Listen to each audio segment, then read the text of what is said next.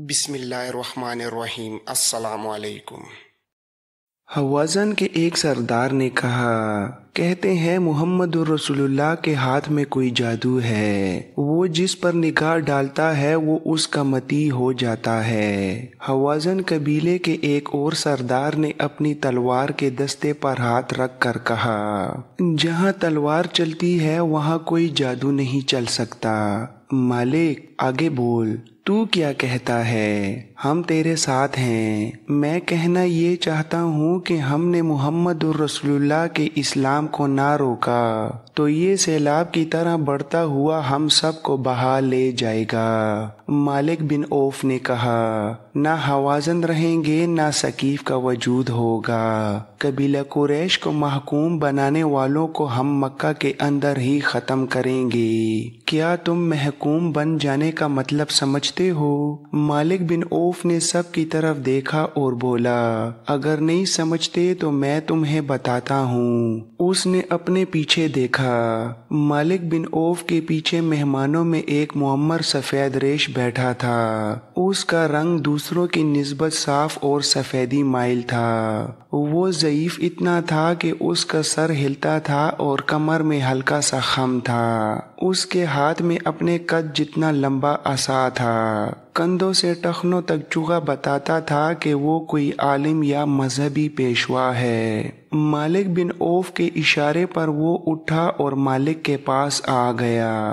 بوڑھے نے کہا، تم پر اس کی رحمت ہو جس نے تمہیں پیدا کیا ہے، اور وہ دیوتا تمہارے بچوں کے محافظ ہوں جن کی تم پوجا کرتے ہو۔ تم محکومی اور غلامی کا مطلب نہیں سمجھتے تو مجھ سے پوچھو۔ میری 4 جوان بچیاں مسلمانوں کی لونڈیاں ہیں اور میرے 2 جوان بیٹے مسلمانوں کے غلام ہیں۔ وہ تیغزن اور شاہ سوار تھے، لیکن اب انہیں تلوار ہاتھ میں لینے کی اور گھوڑے پر سوار ہونے کی اجازت نہیں۔ ہمیں گھروں سے نکال دیا گیا ہے۔ کیا تمہیں یاد نہیں کہ قریش نے مدینہ کا محاصرہ کیا تھا تو مسلمانوں نے ارد گرد خندق کھود لی تھی۔ قریش اس خندق کو پھلانگ نہیں سکے تھے۔ پھر اس قدر تند و تیز طوفان آیا کہ قریش جو پہلے ہی بد دل ہو چکے تھے بکھر گئے اور مکہ کو واپس چلے گئے تھے۔ جب مسلمانوں کے سر سے خطرہ ٹل گیا تو انہوں نے ان یہودیوں پر حملہ بول دیا جو ان کے ساتھ مدینہ میں امن سے رہتے تھے۔ ان یہودیوں کو انہوں نے قتل کر دیا اور ان عورتوں اور بچوں کو آپس میں بانٹ کر انہیں لونڈیاں اور غلام بنا لیا۔ قبیلہ ثقیف کے ایک سرکردہ آدمی نے بلند آواز سے کہا، اے بزرگ، اگر تو یہودی ہے تو کیا ہم نے غلط سنا تھا کہ تیرے قبیلے نے مسلمانوں کو دھوکہ دیا تھا؟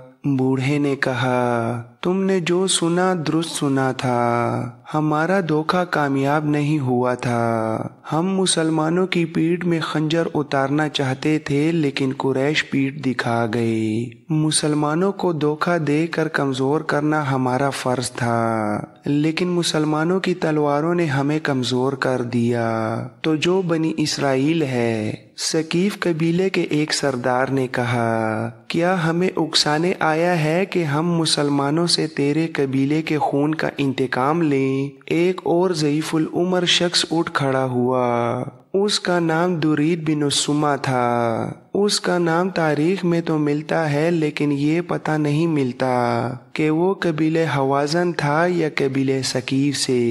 درید بن السمہ نے گرج کر کہا، خاموش رہو، ہم بنی اسرائیل کے خون کا انتقام نہیں لیں گے۔ کیا تم ابھی تک شک میں ہو؟ کیا تم ابھی تک نہیں سمجھے کہ ہم نے مسلمانوں پر حملہ کر کے ان کا خون اپنی تلواروں کو نہ پلایا اور ان کے زخمیوں کو گھوڑوں تلے نہ روندا تو وہ ہمیں بھی قتل کر کے تمہاری بیٹیوں، بہنوں اور تمہاری بیویوں کو اپنی لونڈیاں اور ہمارے بچوں کو اپنا غلام بنا لیں گے۔ مالک بن عوف نے جوش سے لرزتی ہوئی آواز میں کہا، اس سے پہلے کہ ان کے گھوڑے طائف کی گلیوں میں ہنہنائیں، کیا یہ اچھا نہیں ہوگا کہ ہمارے گھوڑے ان کی لاشوں کو مکہ کی گلیوں میں کچلتے پھریں؟ بنی اسرائیل کا یہ بزرگ ہماری پناہ میں آیا ہے، اس نے اپنے قبیلے کا جو انجام بتایا ہے میں تمہیں اس انجام سے بچانا چاہتا ہوں۔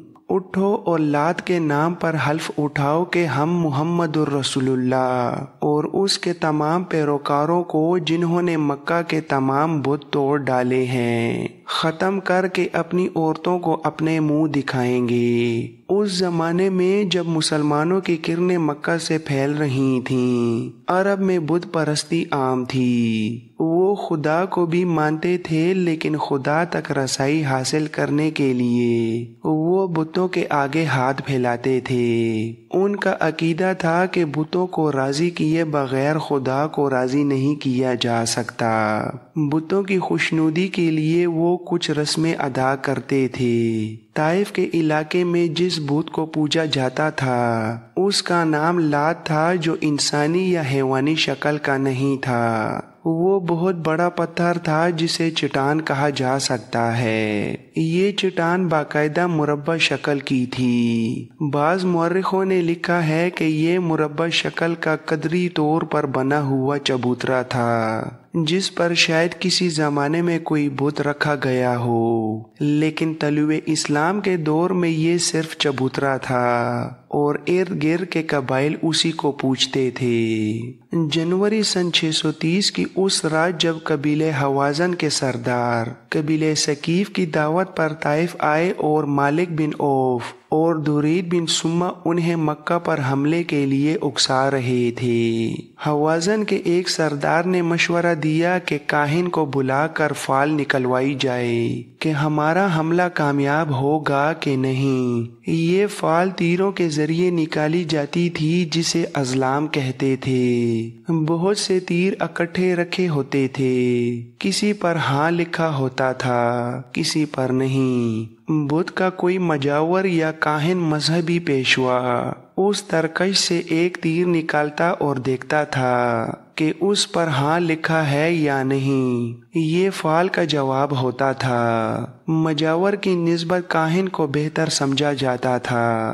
کاہن دانشمند ہوتے تھے، ان کے پاس پر اثر اور دل میں اتر جانے والے الفاظ کا ذخیرہ ہوتا تھا اور ان کے بولنے کا انداز تو ہر کسی کو متاثر کر لیتا تھا۔ کاہن فال نکالے بغیر غیب کی خبریں دیا کرتے اور لوگ انہیں سچ مانا کرتے تھے۔ اگلی صبح حوازن اور ثقیف کے سردار ایک کاہن کے سامنے بیٹھے ہوئے تھے۔ ان میں سے کسی نے ابھی بات بھی نہیں کی تھی کہ کاہن بول پڑا، اگر میں غیب کی خبر دے سکتا ہوں اور آنے والے وقت میں بھی جان کر بتا سکتا ہوں کہ کیسا ہوگا اور کیا ہوگا، تو کیا میں یہ نہیں بتا سکوں گا کہ تمہارے دلوں میں کیا ہے؟ تم اپنی زبانوں کو ساکن رکھو اور میری زبان سے سنو کہ تم کیا کہنے آئے ہو۔ تم جس دشمن پر حملہ کرنے جا رہے ہو وہ یوں سمجھو کہ سویا ہوا ہے۔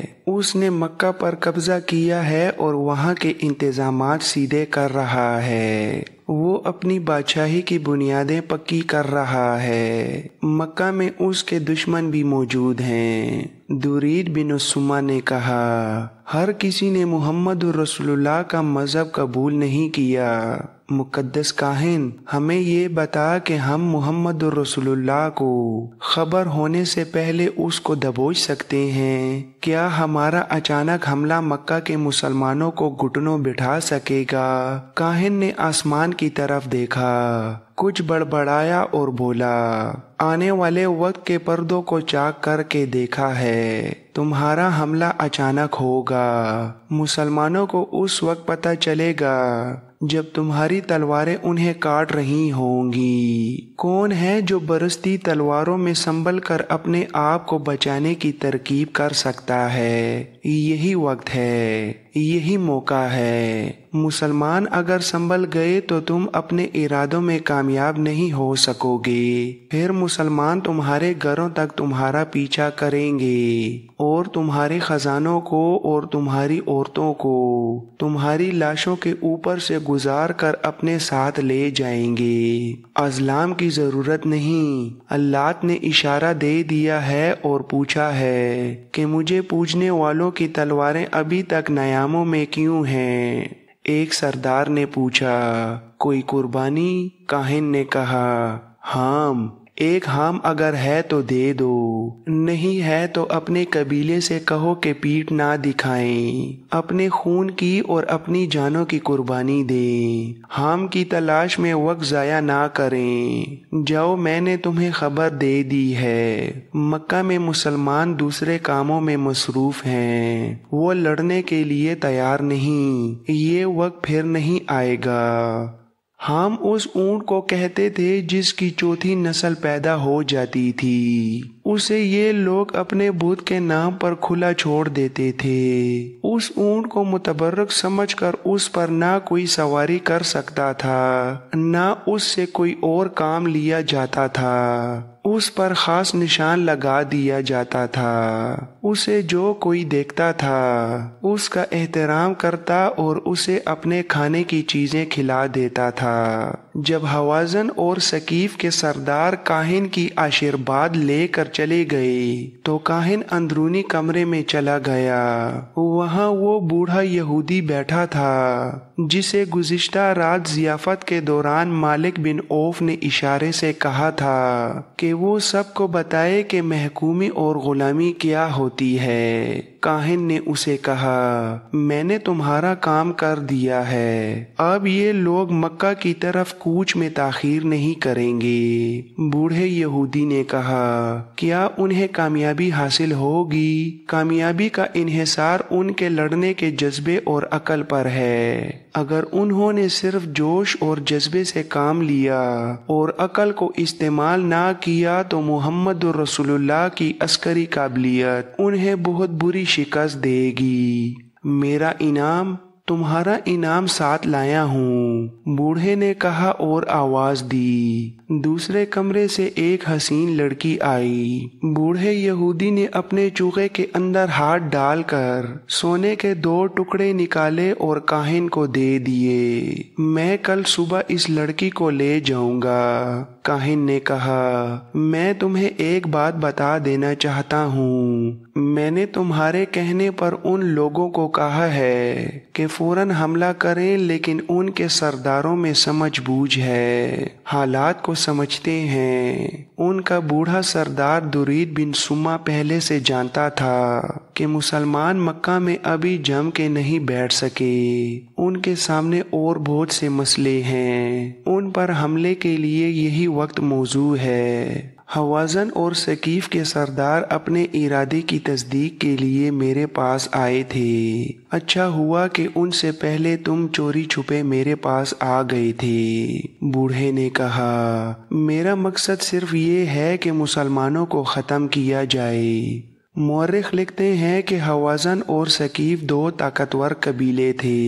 मुसलमानों ने मक्का फतह कर लिया तो उन दोनों कबीलों को ये खतरा महसूस हुआ कि दोनों के लोग अलग अलग बस्तियों में रहते हैं और बस्तियों की तादाद ज्यादा है और ये एक दूसरे से दूर दूर भी हैं। मुसलमान हर बस्ती पर काबिज होकर दोनों कबीलों को टुकड़े टुकड़े कर देंगे। उन्होंने सोचा कि कबीलों को मुत्तहिद करके मुसलमानों पर हल्ला बोल दिया जाए। दोनों कबीले लड़ने वाले आदमियों को साथ लेकर हनैन के करीब ओतास के मकाम पर ले गए। उनके सरदारों ने छोटे छोटे कई और कबाइल को इस किस्म के पैगाम भेजकर कि मुसलमान उनकी बस्तियों को तबाह बर्बाद करने के लिए आ रहे हैं, अपने इत्तेहादी बना लिया था। उस मुत्तहिदा लश्कर की तादाद 12,000 हो गई थी। उसका सिपहसालार मालिक बिन औफ था। उसने लश्कर के हर आदमी को इजाजत दे दी थी कि वो अपने बीवी बच्चों और मवेशियों को साथ ले आए।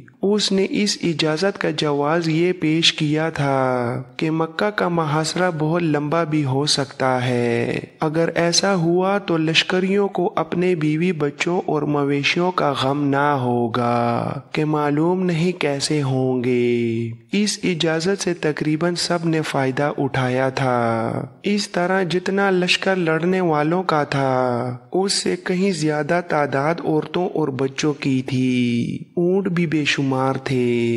दुरीद बिन उसम्मा बहुत बूढ़ा था। वो मैदान जंग में जाने के काबिल नहीं था, लेकिन लड़ने और लड़ाने का जो तजर्बा उसे था वो और किसी को नहीं था। सिपहसालार मालिक बिन औफ को बनाया गया था, लेकिन उसमें खूबी सिर्फ ये थी कि वो बहुत जोशीला था। दुरीद को उस तजर्बे की वजह से बुलाया गया था। दुरीद बिन उसम्मा उस वक्त उस लश्कर में शामिल हुआ जब लश्कर ओतास के मकाम पर खेमज़न था। वो शाम के वक्त पहुंचा। उसे बच्चों के रोने की आवाज़ें सुनाई दी। उसने बकरियों और गद्दों की आवाज़ें भी सुनी। उसने किसी से पूछा कि लश्कर के साथ बच्चे, बकरियां और गद्दे कौन लाया है। उसे बताया गया कि सिपहसालार ने बाल बच्चे और मवेशी साथ ले जाने की न सिर्फ इजाज़त दी है, बल्कि उन्हें साथ लाने की हौसला अफजाई की है। दुरीद बिन उसम्मा ने मालिक बिन औफ के खेमे में जाकर पूछा, मालिक, ये तूने क्या किया है? मैंने ऐसा लश्कर पहली बार देखा है जो लड़ने वाले लश्कर की बजाय नकल मकानी करने वालों का काफिला मालूम होता है।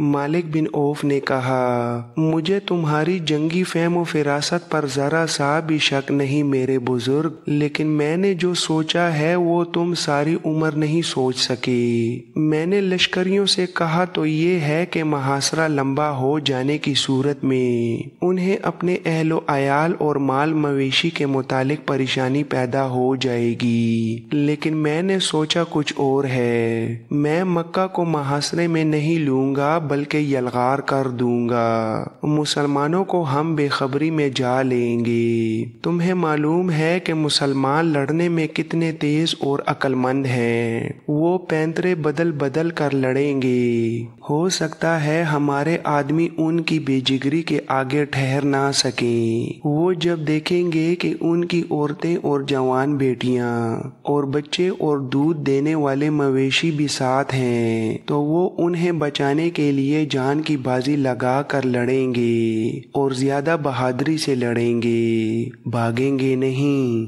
दुरीद ने कहा, तजर्बा उम्र से हासिल होता है मालिक। तेरे पास जज्बा है, गैरत है, जुर्रत है, लेकिन अकल तेरी अभी खाम है। लड़ाई में उन लोगों का ध्यान आगे नहीं पीछे होगा। यही देखते रहेंगे कि दुश्मन पहलू से या अकब से उनके बाल बच्चों तक तो नहीं आ गया।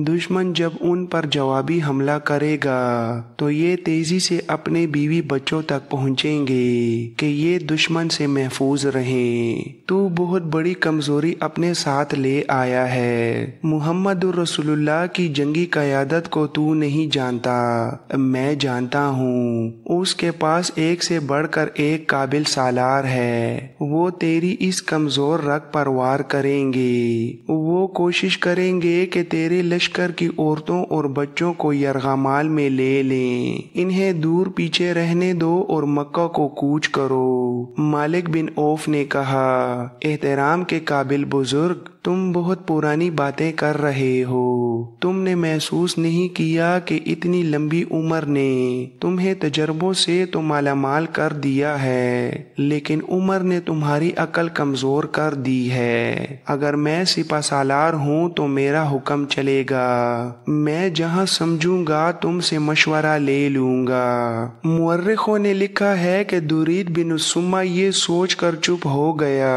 कि ये मौका आपस में उलझने का नहीं था। मालिक बिन औफ ने कहा, तुम लश्कर से कुछ और कहना चाहते हो तो कह दो। दुरीद ने कहा, जो काम मुझे करना है वो मैं तुम्हें बताए बगैर करूंगा। मुझ में लड़ने की ताकत नहीं रही, पर लड़ा सकता हूँ। उसने अपने खेमे में जाकर कबीले के सरदारों को बुलाया और इतना ही कहा, जब हमला करोगे तो तुम्हारा इत्तेहाद ना टूटे।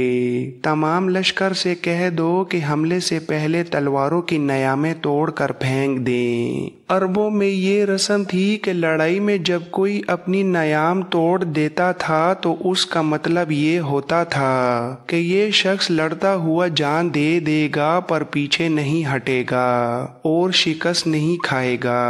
नयाम तोड़ने को वो फतह या मौत का ऐलान समझते थे।